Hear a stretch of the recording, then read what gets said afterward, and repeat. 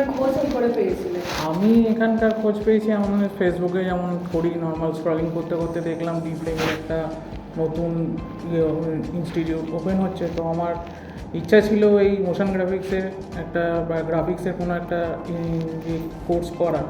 তো আমি সেখান থেকেই তাদের ডিটেলস পাই, ফোন নাম্বার পাই, স্যারের সাথে কল করি, স্যার আসতে বলেন, তারপরে আদার্স যে ডিটেলস আমি পেয়েছি সেটা দিয়ে সেরকমভাবেই ক্লাস শুরু করেছি আপাতত।